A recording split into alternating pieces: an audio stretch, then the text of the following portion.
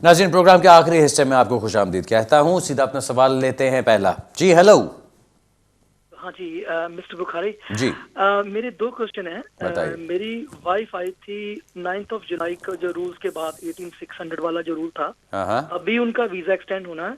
इसमें मेरे दो क्वेश्चन है। जब वो इंडिया से आई थी तो उसने A1 लेवल पास किया था इंग्लिश का, तो ठीक। अभी भी वो A1 लेवल चल जाएगा कि ओके। कुछ और पास करना पड़ेगा? हाँ हाँ। और दूसरा है कि जो वर्किंग टैक्स क्रेडिट या चाइल्ड टैक्स क्रेडिट लेते हैं वो मैं ले रहा हूँ, उसका कोई इफेक्ट तो नहीं होगा? ओके। लेकिन मैं स्टिल 18600 पूरा कर इस बार मेरा हो जाएगा। हाँ हाँ। तो उस चीज को कंसिडर तो नहीं करेंगे कि मैं क्यों ले रहा हूँ, किस बेसिस पे ले रहा हूँ? ये दो क्वेश्चन है मेरे, प्लीज। ओके, चलें। नंबर वन, जो आपने पूछा इंग्लिश लैंग्वेज टेस्ट का, कि वो उनका इंडिया से करके आई थी, क्या वो अभी भी चल जाएगा? आपको सिर्फ एक चीज़ का ख्याल रखना है कि नवंबर लास्ट ईयर यानी नवंबर 2015 में कुछ चेंजेस आई हैं, जो वो जिसमें वो ये कहते हैं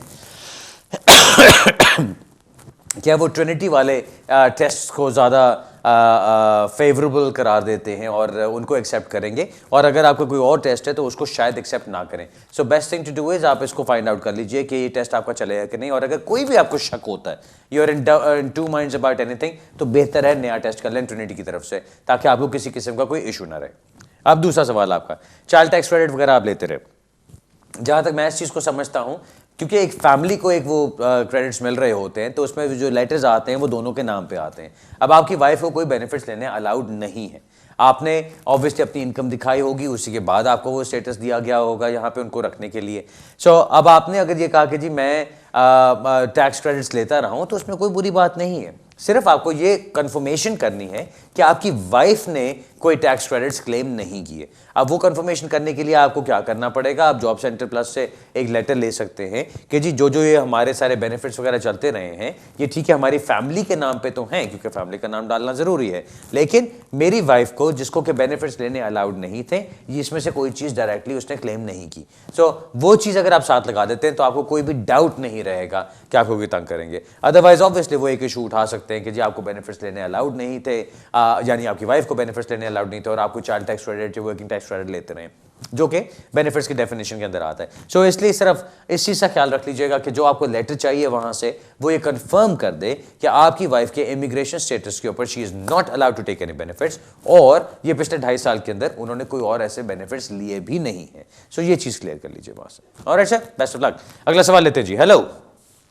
हेलो जी अस्सलाम वालेकुम। मैं अपने भाई के लिए सवाल है मेरा जी। कि उन्होंने किसी यूरोपियन से शादी की थी और 3 साल हो गए अभी उनकी शादी को, लेकिन वो बहुत कम अर्सा अपनी वाइफ के साथ रहे थे, और उसके बाद उनका सेपरेशन हो गया था, लेकिन कोई डिवोर्स या कुछ ऐसा उन्होंने अभी तक नहीं किया है। ठीक। और फिर उनकी वाइफ कोई काम भी नहीं कर रही थी, लेकिन वो सेल्फ एम्प्लॉयड रजिस्टर्ड थी। ठीक। तो जितने भी उनके टैक्स वगैरह थे वो मेरे भाई ने पे किए।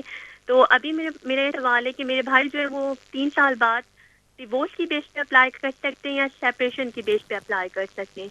क्योंकि पहले उनको वीजा नहीं दिया था, उनका वीजा अपील के अंदर चल रहा है अभी तक। अभी तक चल रहा है? तो उनको अभी तो वीजा ही नहीं मिला हुआ?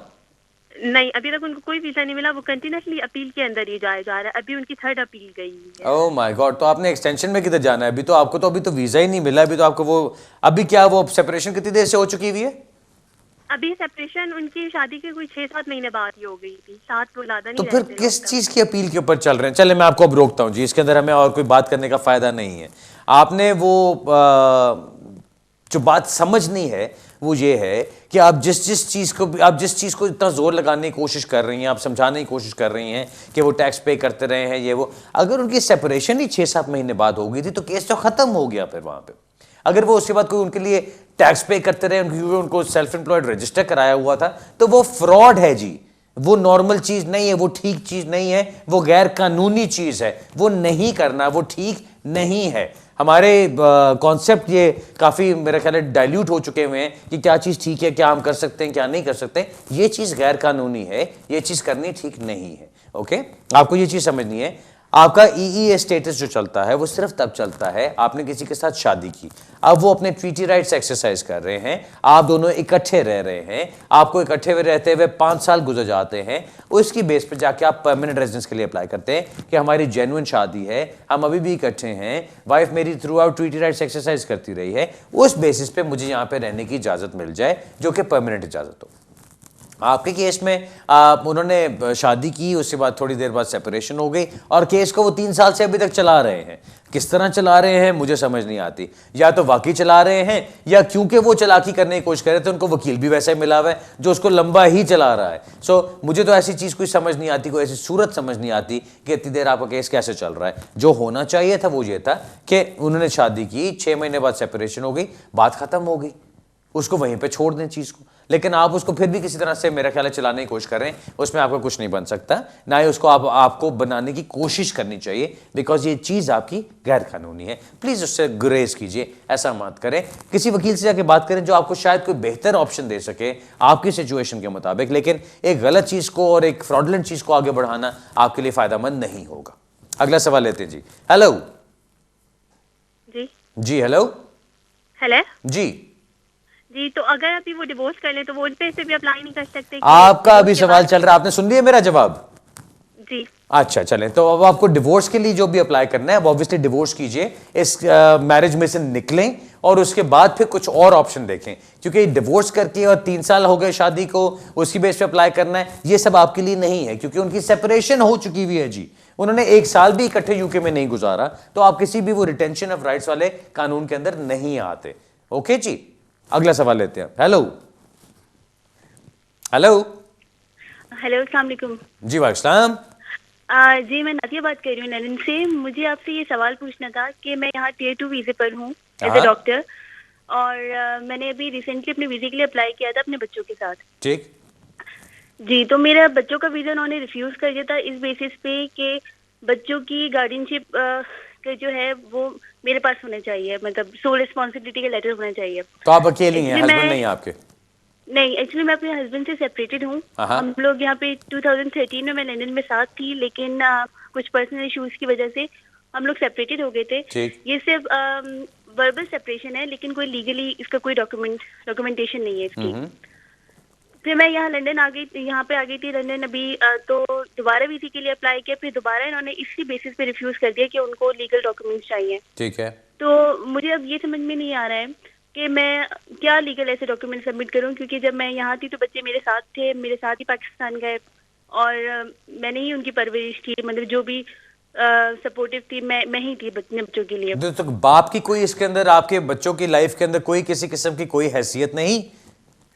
नहीं, क्योंकि मुझे नहीं पता वो कहाँ पर है। हम लोगों की सेपरेशन हो गई थी, उसके बाद मेरा उनसे कोई कांटेक्ट नहीं। नहीं, आपकी तो सेपरेशन हो गई, लेकिन क्या बाप ने बच्चों से भी कांटेक्ट रखने की कोई कोशिश नहीं की? कोई पैसे देना उनके लिए, उनको लुक आफ्टर करना, उनसे मिलना, कोई ऐसी चीज?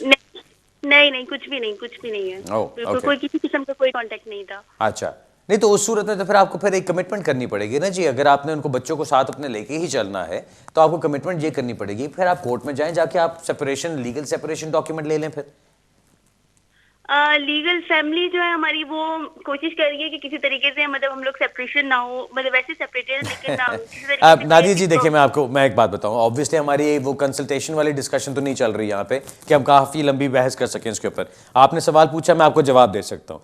अभी जो आपने बात बताई, बच्चों की गार्डियनशिप आपके पास होनी ज़रूरी है, क्योंकि यही कहा जाता है कि अगर सोल रिस्पॉन्सिबिलिटी आपके ऊपर नहीं है तो फिर पेरेंट दूसरा जो है वो भी इन्वॉल्व है बीच में। आप कहते हैं दूसरा पेरेंट इन्वॉल्व नहीं है। अब एक तरफ आप कहते हैं कि दूसरा पेरेंट इन्वॉल्व नहीं है और दूसरी तरफ आप कहते हैं कि जी जो उसके मुताबिक मुझे डॉक्यूमेंटेशन देनी चाहिए मेरे पास वो भी मौजूद नहीं है।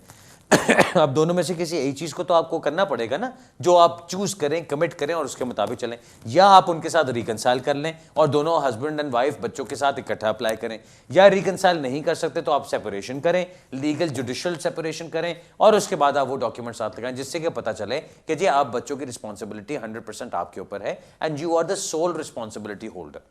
अगर वो बात बन सकती है तो फिर आप उसके ऊपर चलें आगे से। आपको दोनों में से किसी एक चीज़ को कमिट करना पड़ेगा। वो जो बात होती है ना जी, हमारा कल्चर ये कहता है, फैमिली नहीं मानती, फैमिली को, कल्चर को, किसी चीज़ को कानून नहीं देखना। कानून के मुताबिक सोल रिस्पॉन्सिबिलिटी है तो ठीक है, अगर नहीं है तो ठीक नहीं है। वो आपके सामने जवाब आ चुका है। तो अब आपको फैसला ये करना है कि आप उसको किस तरह से डील करने को तैयार हैं, कि वो आप अपने हस्बैंड को वापस बुला के रिकनसाइल करती हैं या आप उनको बिल्कुल अलग करके एक अपना जुडिशियल डॉक्यूमेंट ले लेती हैं, जो कि फिर आप होम ऑफिस को देख के अपने बच्चों का स्टेटस ले सकती हैं। ऑलराइट जी, best of luck with that. अगला सवाल लेते हैं जी। हेलो अस्सलाम वालेकुम। वालेकुम। सर ये सवाल पूछना था कि मैं 2001 में एज ए स्टूडेंट यहाँ पे आया था। अच्छा। तो मेरी बीवी और मेरी छोटी बेटी ने मुझे ज्वाइन किया था 2006 में, अप्रैल 2006 में। तो बाद में मेरा जब 10 साल की बेस पे स्टूडेंट से इंडेफिनेट हुआ है, तो मैंने ना उनका भी कर दिया साथ में अप्लाई ना, बाद मेरे होने के बाद ठीक, एज ए इंडेफिनेट। लेकिन इंडेफिनेट तो नहीं उन्होंने दिया, उन्होंने कहा कि आपको ना 6 साल तक जो डिस्क्रिप्शनरी लीव पे रहना पड़ेगा। पहले उन्होंने 3 साल की दी है जी। और 3 साल के बाद मैंने दोबारा अप्लाई कर दिया इंडेफिनेट के लिए, फिर दोबारा। 3 साल के बाद इंडेफिनेट के लिए अप्लाई कर दिया करके 3 साल की और कर दी। अच्छा ठीक है। तो अभी उसके इस अप्रैल में 10 साल पूरे हो रहे हैं जी। तो अब हमें उसका इंडेफिनेट अप्लाई करना पड़ेगा। तो कर दें अभी 10 साल बेस पे कर दें कि यार डिस्क्रिप्शनरी लीव जो है उसके ऊपर कर दें अभी 1 साल के बाद। सर मुझे पहले ये बताइए कि आपके बच्ची ने पूरे 10 साल लीगल गुजारे हैं यहाँ पे? बच्ची मेरी 1.5 साल की थी जब जो यहाँ पे आई। अब 10 साल उसके अभी अप्रैल में हो रहे हैं, 8 अप्रैल 2000 जो है ना 2016 को। जी मैंने देख लिया, आपने अप्रैल 2006 का बताया कि वो यहाँ पे आई, लेकिन अप्रैल 2006 से लेके जब तक आपको स्टेटस मिला, क्या उससे तक वो लीगल रही यहाँ पे? हाँ जी लीगल थे, बिल्कुल लीगल थे। सो उनका पूरा time April to April legal ही गुजरा है? हाँ अभी तक लीगल है, बिल्कुल जी। तो बस ठीक है, फिर आप उसकी बेस पे अप्लाई करें, फिर आपको वो 6 साल की क्या इंतजार करने की जरूरत है? क्योंकि अगर उनको 2006 में 6 साल भी आपको इसी साल पूरे हो रहे हैं, ये तो ये कॉन्सेप्ट नहीं रहा कि 2016 का मतलब क्या है। एनीवे, सो आपके 10 साल कब कंप्लीट हो रहे हैं? अब अप्रैल में, राइट? 8th ऑफ अप्रैल जी। 8th of April. और आपके जो 6 साल हैं डिस्क्रिप्शन लीव के, वो कब कंप्लीट हो रहे हैं? वो 2017 में, नेक्स्ट ईयर। तो उसको दफा करें जी, आप अभी अप्लाई कर रहे हैं इसके लिए, आपके 10 साल कंप्लीट हो रहे हैं लीगली, वाइफ और बच्चे दोनों अप्लाई कर सकते हैं, उनके लिए अप्लाई करें लीगली, उन्होंने 10 साल गुजार लिए यहाँ पे, एंड दैट्स फाइन। ठीक है। सो सर अभी जो उसका बेटी का इंडेफिनेट अप्लाई करूं कि उसके लिए नेशनैलिटी के लिए बाद में अब आप भी ज्यादा लिबर्टी ना ले सर, मैं आपको बता रहा हूँ कि आप जल्दी अप्लाई कर सकते हैं क्योंकि आपका लीगल टाइम गुजर गया था। इंडेफिनेट के लिए अप्लाई करना है अभी, इंडेफिनेट अप्लाई करने के बाद 1 साल इंतजार करेंगे, उसके बाद जाके आप नेशनैलिटी के लिए अप्लाई करेंगे। वो जो डायरेक्टली आप नेशनैलिटी के लिए 10 साल के बाद अप्लाई करते हैं, वो सिर्फ उन बच्चों के लिए होता है जो यूके में ही पैदा हुए होते हैं और कंटिन्यूअसली 10 साल उन्होंने यूके में ही गुजारे होते हैं। Alright sir, best of luck जी। अगला सवाल लेते हैं जी। हेलो भाईजान, अस्सलाम वालेकुम। वालेकुम। भाईजान ऐसे है, मेरे बच्चे को आए 7 साल होंगे अप्रैल में। ठीक है। तो मैं केस लगाना चाहता हूँ, तो वो उसके लिए मेरे को क्या प्रोसीजर है बता सकते हैं आप? बड़ा कुछ बता सकता हूँ सर। आप मुझे ये बताइए, जब आपके बच्चे आए थे 7 साल पहले, तो उससे तो उनकी क्या उम्रें थी? अंडर एज थे अभी। वो तो होंगे जी, वो तो उनको अभी भी अंडर एज ही होना चाहिए। उस वक्त उम्र क्या थी उनकी? उस टाइम अभी 17 प्लस है एक और 16 प्लस है एक। ओके, सो अभी कोई 17 और 16 है। सो 7 साल पहले वो 9 साल के और 10 साल के थे, राइट? चलें ठीक है जी। अब 7 साल में जब उनके 7 अप्रैल को नहीं, अप्रैल में जब उनके 7 साल कंप्लीट होते हैं, तो आपने उनके लिए अप्लाई करना है। जो एप्लीकेशन आपने करनी है वो आपने करनी है इस बेस पे कि इनके 7 साल हो गए और ये अभी भी 18 से कम है और इनको यहाँ से निकालना इनके साथ अनरीजनेबल होगा। उसकी बेस पे आपकी एप्लीकेशन की जाएगी। पैराग्राफ 276 ADE की एप्लीकेशन होगी। अब वो फॉर्म कौन सा है, उसके साथ होम ऑफिस की फीस 649 पाउंड होम ऑफिस की फीस जाएगी और 500 पाउंड आपका NHS का सरचार्ज जाएगा उसके अंदर। उसके साथ आपको जो फॉर्म फिल करना है वो फॉर्म आपने भेजना है, FLRFP लगा सकते हैं। उसके साथ आपकी डॉक्यूमेंटेशन लगेगी। अब वो डॉक्यूमेंटेशन क्या क्या होगी मैं यहाँ पे तो आपको बताने से रहा, और अगर आप ये सोच रहे हैं कि आप खुद करेंगे जाके, तो वो भी आपको बिल्कुल नहीं करना चाहिए, बिकॉज ये ऐसी चीज़ है कि एक टेक्निकल चीज़ है, इसकी कुछ रिक्वायरमेंट्स हैं। आपको एक मौका मिलता है अब ये एप्लीकेशन करने का, क्योंकि आपके जो बड़े बच्चे की आपने उम्र बताई वो 17 प्लस है, तो अगर वो 18 का हो जाता है तो फिर ये चीज़ आपके लिए अप्लीकेबल नहीं होगी। सो मेरा मशवरा आपको ये होगा, किसी प्रॉपर वकील से बात कीजिएगा, किसी मिकी माउस वकील के पास ना जाइएगा, जो अपना काम अच्छी तरह से जानता हो उसके पास जाएं, उससे जाके एप्लीकेशन करवाइएगा। इसमें आपके बच्चों के स्कूल से, आपके बच्चों के फ्रेंड्स से, सोशल सर्विसेज से बहुत हेल्प आपको मिल सकती है, जिसको आप प्रॉपरली केस को तैयार करके फिर प्रेजेंट कीजिएगा। आपका केस बहुत इंपॉर्टेंट है और ये अब बड़ी अच्छी स्टेज पे है जहां पे आपका काम हो सकता है। सो इसको सोच समझ के अप्लाई कीजिएगा। प्लीज खुद ना इसके अंदर खिचड़ी पकाइएगा। Okay sir, best of luck. नाज़रीन, अब हमारे आज के प्रोग्राम का टाइम ख़त्म हो रहा है। मेरा ख्याल है मेरा ईमेल एड्रेस आपकी स्क्रीन के ऊपर आ रहा होगा। नए साल में भी इंशाल्लाह मेरी कोशिश होगी कि हम कुछ इम्प्रूवमेंट से इम्प्रूवमेंट करें। पिछले साल में हमने बहुत कुछ अचीव किया, बहुत डिफ़िकल्टीज़ का भी सामना करना पड़ा, और इंशाल्लाह इस साल में हम उन चीज़ों को बिल्डअप करके और अच्छी तरह से लेके चलेंगे।